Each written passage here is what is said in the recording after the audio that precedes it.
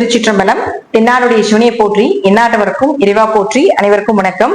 தனுசு ராசிக்குண்டான ஜூலை மாத பலனை பத்தி நம்ம பார்க்கலாம். தனுசு ராசி அதிபதியை குரு பார்க்கிறார். அதாவது உங்க ராசியை குரு பார்க்குது. எப்பவுமே குருவுக்கு ஒரு விஷயம் என்னன்னு பாத்தீங்கன்னா, 5ஆம் பார்வை, 7ஆம் பார்வை, 9ஆம் பார்வை. இதுல 5, 9ஆம் பார்வை அப்படிங்கிறது பெரிய பாதிப்புகளை கொடுக்கறது இல்ல. 7ஆம் பார்வை என்ன பண்ணும்னா சமசப்தம பார்வைன்னு சொல்லுவோம். இது ஒரு பிரச்சனைக்கு அப்புறம் ஒரு தீர்வு, ஒரு பிரச்சனைக்கு அப்புறம் ஒரு மகிழ்ச்சி, ஒரு எஃபோர்ட்டுக்கு அப்புறம் ஒரு வெற்றி அப்படிங்கிறத ஏற்படுத்தி கொடுக்கும். அதனால கொஞ்சம் பொறுமையா தனுசு ராசிக்காரர்கள் கடந்து கொண்டு போக வேண்டும்.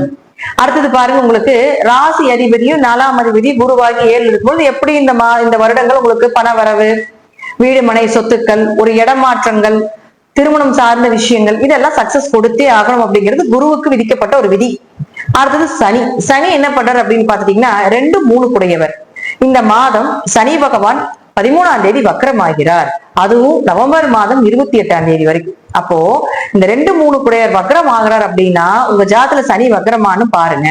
ஏன்னா சனி வக்ரமாக இருந்தால் இந்த சனிக்கு உண்டான பொறுப்பு என்ன அப்படின்னா, உங்க ஜாதகத்துல பொருளாதாரம், உங்களுடைய பேச்சு, உங்களுடைய திறமைகள், பண வரவு, உங்களுடைய குடும்பம், உங்களுடைய முயற்சிகள், உங்களுடைய மாமனார், உங்களுடைய இளைய சகோதரம், இதெல்லாம் தான் இவர் வாங்கியிருக்காரு. இன்னும் நிறைய சொல்லலாம்.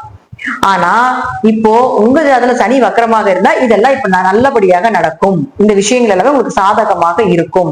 அப்படி சனி வக்ரமாக இல்லைன்னா இது சார்ந்த விஷயத்துல கொஞ்சம் பொறுமையாக ஹேண்டில் பண்ணுங்க. இது நம்ம தனியா ஒரு பதிவாகவே பின்னாடி போடலாம். இப்போ பொதுவா நம்ம ஒரு விதிகள் கொடுத்தாச்சு. அடுத்தது செவ்வாவை பொறுத்த வரைக்கும் பாத்துட்டீங்கன்னா உங்க ராசிக்கு 5 மற்றும் 12ஆம் அதிபதியான செவ்வாய் உங்களுடைய ஜாதகத்துல 9ஆம் இடத்துல இருக்கிறார். அப்ப 5 குடையர் 9ஆம் வீட்டுல இருக்கிறது மிகப்பெரிய யோகம். அது கேதுவோடு இருக்கிறது அப்படின்னா ஸ்பிரிச்சுவலா யோகம், ஆன்மீகம், இறை வழிபாடு, நல்ல குரு அமைகிறது, உங்களுடைய வாழ்க்கைக்கு உண்டான தேடல்கள் என்ன, இது எல்லாத்தையுமே ஏற்படுத்தி கொடுப்பார். கேது அப்படின்னா ஞானம், அறிவு, தெளிவு, அதே குழப்பம் அதையும் கொடுப்பார். அப்போ ஒரு குழப்பத்தை கொடுத்து அந்த இடத்துல நமக்கு தெளிவுபடுத்துவார். இப்போ இந்த செவ்வாய் யாரும் உங்க ஜாதகத்துல 5, 12 குடையவர். அப்போ குழந்தைகள் சார்ந்த விஷயம், குடும்பம் சார்ந்த விஷயங்கள், அதிர்ஷ்டங்கள் சார்ந்த விஷயங்கள், 12ஆம் இடங்கிறது விரயம் சார்ந்த விஷயங்கள், 12ஆம் இடங்கிறது அயன சயன போகஸ்தானம், தூக்கம் சார்ந்த விஷயங்கள், கணவன் மனைவிக்குள்ள இருக்கக்கூடிய அந்யூன்யங்கள், இது எல்லாமே உங்களுக்கு செவ்வாய் தான் கொடுக்க போகிறார். வெளிநாடு, வெளியூர் பயணங்கள், சொந்த ஊருக்கு பூர்வீகத்துக்கு வெளியே போற இடம் 9, இது எல்லாத்தையுமே அவர் தான் கொடுப்பார். அப்போ இதெல்லாம் உங்களுக்கு தடையா இருக்குது, இதெல்லாம் போக முடியல, இது மாதிரி எனக்கு செயல்படல அப்படின்னா இப்போ அந்த பீரியட இந்த கேது உங்களுக்கு ஏற்படுத்தி கொடுப்பார். குழந்தை பிறக்கிறதுக்கு ஒரு மருத்துவ செலவுகள் பண்றீங்க, நல்ல மருத்துவம் கிடைக்கிறது, ஏன் அது கிடைக்கல, என்ன விஷயம் அப்படிங்கிறதுக்கு உண்டான ஒரு நாலேஜ் கொடுத்துருவார். குடும்ப ஒற்றுமை, குலதெய்வமே தெரியாம இருக்குதுன்னா குலதெய்வ அனுகிரகம் கொடுப்பார். ஏன்னா 5, 9 சாதாரண சேர்க்கை கிடையாது. பூர்வ புண்ணிய ஸ்தானாதிபதியும் பாக்கிய ஸ்தானாதிபதியும் சேருவதும், லக்னாதிபதியோட சேர்ந்து செவ்வாய் தொடர்பு ஏற்படுறதும், அப்போ 1, 5, 9 3 தொடர்புகளையுமே ஏற்படுத்திக் கொள்கிறார். ஒரு ஜாதகத்துல 1ஆம் இடம், 5ஆம் இடம், 9ஆம் இடத்தையே மகாலட்சுமி ஸ்தானமாக சொல்றோம்.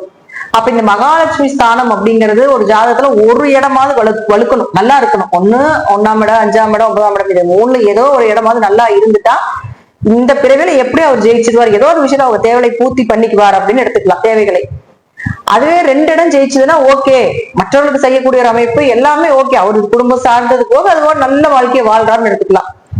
3 பேரும் சேர்றாரு, 3 இடமும் தொடர்பு ஏற்படுது அப்படின்னா நல்ல ஆன்மா, முற்பில் நல்ல புண்ணியம் பண்ணவங்க, தனக்கு தன்னை மீறினவங்களுக்கு, அதே போல இந்த இயற்கைக்கு சுற்றுப்புறம் இருக்கக்கூடிய எல்லாருக்குமே ஒரு தானம், தர்மம், தைரியம் இதெல்லாம் கொடுக்கக்கூடிய அமைப்பை கொடுத்துரும். அந்த அளவுக்கு கடவுள் இவர்களுக்கு, பிரபஞ்சங்களுக்கு எல்லாமே அள்ளி கொடுக்குங்கிறது அமைப்பு. இப்போ தனுசுக்கு அதுதான் நடக்க போகுது.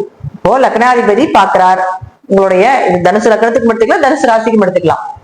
5ஆம் அதிபதி தொடர்பு, 9ஆம் அதிபதியும் தொடர்பு குருவோட. அப்ப எப்படி இருக்கு உங்களுக்கு 1, 5, 9, 1ஆம் அதிபதி குரு, 5ஆம் அதிபதி செவ்வாய், 9ஆம் அதிபதி உங்களுக்கு சூரியன். ஆனாலும் 9ஆம் இடத்துல குரு தொடர்பு. அப்ப இது எல்லாமே தொடர்பை ஏற்படுத்திக் கொள்ளும் பொழுது ஸ்பிரிச்சுவலாக, இயற்கையாக பெயர் புகழ் மதிப்பு, ஒரு நல்ல விஷயங்கள் செய்யறது, ஒரு தீர்த்த யாத்திரை போறது, இயற்கையை அனுபவிக்கிறது, இது போல ஒரு ஆன்மீகம் சார்ந்த விஷயத்துல, ஒரு வசதிகள் சார்ந்த விஷயத்துல நல்ல நிலைமையை கொடுக்கும்.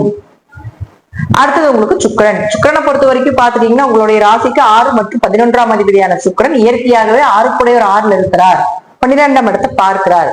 சுகபோக காரகனாக இருக்கக்கூடிய சுக்கிரன் 12ஆம் இடத்தை பார்க்கிறார். அப்ப பயணங்கள் மூலமாக வெற்றி, வெளிநாடு பயணங்கள் மூலமாக உங்களுக்கு வெற்றி, இம்போர்ட் எக்ஸ்போர்ட் பிசினஸ் பண்றதுனால நல்ல லாபங்கள், அது அதை சார்ந்த ஒரு விஷயத்தை கொண்டு போகிறப்ப உங்களுக்கு லாபங்கள், அதற்குண்டான ஏதாவது முயற்சிகள் செய்யறதுக்குண்டான வாய்ப்பு. ஏன்னா அவர் 11ஆம் அதிபதி ஆகிறார் இல்லையா சுக்கிரன்.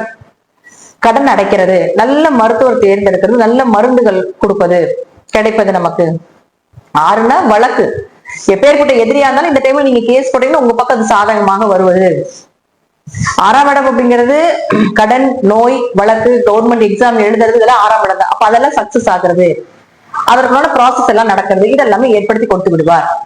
அடுத்தது 7ஆம் இடம். 7ஆம் இடத்து அதிபதியான புதன் அப்படின்னு சொல்லக்கூடியவர் 8ஆம் வீட்டுக்கு போகிறார். அதே போல 9ஆம் அதிபதியோடு சேர்க்கையாகிறார். இத்தனை நாள் சூரியனும் குருவும் சேர்ந்து உங்களுக்கு இதே இடத்துல 9ஆம் அதிபதியோட சேர்ந்த குரு 16ஆம் தேதி வரைக்கும் உங்களுக்கு சிவராஜ யோகத்தோடையே வேலை செய்வார். சிவராஜ யோகம் அப்படிங்கிறது பெயர், புகழ், மதிப்பு, மரியாதை இதெல்லாமே ஏற்படுத்தி கொடுத்து விடும். அதாவது எந்த மாற்று கருத்தும் கிடையாது. இது உங்க வழி, கணவர் வழி, மனைவி வழி எல்லா இதுலயுமே உங்களுக்கு யோகம் தான். பட் இருப்பினும் அடுத்து சூரியன் வந்து அதாவது 16ஆம் தேதிக்கு மேல 8ஆம் வீட்டுக்கு வருகிறார். இந்த 8ஆம் வீட்டுக்கு வரும்பொழுது 18ஆம் தேதி புதன் வக்ரம் ஆகிறார். அப்ப புதன் வக்ரம் ஆகக்கூடிய காலகட்டங்கள் ஆகஸ்ட் மாதம் 11ஆம் தேதி வரைக்கும் வக்ரம் தான். அப்போ உங்க ஜாதகத்துல புதன் வக்ரமாக இருந்தால் கொஞ்சம் திருமணம் சார்ந்த விஷயங்கள் கை கூடுறது, தொழில ஒரு வளர்ச்சி, தொழில இன்வெஸ்ட்மெண்ட் போட்டு பண்றது, ஜாதக ரீதியா தசாப்திகள் நல்லா இருந்தா அதெல்லாம் சக்சஸ் ஆகி வரும். ஒருவேளை புதன் வக்ரமாக இல்லைன்னா தொழில இன்வெஸ்ட்மெண்ட் பண்ணாதீங்க. குடும்பம் சார்ந்த, மனைவி சார்ந்த, கணவர் சார்ந்த விஷயத்துல, அதே போல கணவர் மனைவி குடும்பம் சார்ந்த விஷயத்துல, அவங்க அப்பா அம்மா சார்ந்த, மாமனார் மாமியார் சார்ந்த விஷயத்துல ரொம்ப கவனமா இருங்க.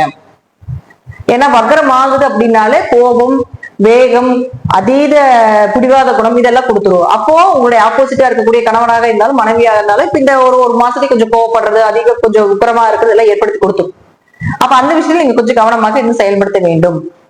அப்போ சூரியனும் புதனும் சேர்றது உங்களுக்கு வந்து சூரியனும் குருவும் சேர்ந்து சிவராஜ யோகத்தை கொடுத்தாலும் அடுத்து சூரியனோட புதன் சேர்ந்து புதாத்திய யோகத்தை ஏற்படுத்துது. அப்ப இந்த புதாத்திய யோகம் எப்படி உங்களுக்கு படிப்பு சார்ந்தது, தொழில் சார்ந்தது எல்லாத்தையும் கொடுப்பார். படித்த படிப்புக்கு உண்டான வேலை, யாராவது படிச்சிருக்கீங்க, சொந்த ஊரு, சொந்த இடம், சொந்த நாடு விட்டு போலான் இருக்கீங்க, ஏன்னா 12ஆம் இடத்து சுக்கிரன் பார்க்கறதுனால சொந்த நாடு விட்டு போலான் இருக்கீங்க, தாராளமாக செயல்படுத்தலும் நடக்கும். அதுல எந்த மாற்று கருத்து கிடையாது. 9ஆம் இடத்துல உயர்கல்வி படிப்பதற்குண்டான வாய்ப்பை கூட ஏற்படுத்தி கொடுத்ததும் வெளிநாட்டு, வெளியூர்ல. ஆனா இங்க கேது இருக்கிற கொஞ்சம் தடை நடக்கும். தடைக்கு அப்புறம் ஒரு மனவேதனைக்கு அப்புறம் கண்டிப்பா கொடுத்தே தீர்வார் அப்படிங்கிறது மாற்று கருத்துக்கள் கிடையாது. இந்த மாதம் தனுசுவை பொறுத்த வரைக்கும் பாத்தீங்கன்னா முழுக்க ஓரளவுக்கு ஒரு 60-70% யோகத்தை கொடுக்கக்கூடிய ஒரு அமைப்பிலே இருக்கு அப்படிங்கறதா உண்மை. தசாபுத்தி ரீதியாகவும், ஜாதகங்கள் ரீதியாகவும், ஜாதகத்தில் இருக்கக்கூடிய கிரகங்கள் ரீதியாகவும் நான் சொல்லக்கூடிய கருத்துக்கள் சிறிது மாறுபடலாம். நன்றி. மீண்டும் ஒரு நல்ல பதிவுல சந்திக்கலாம். திருச்சிற்றம்பலம், தில்லையம்பலம், ஸ்ரீ நரசிம்ம சரணம்.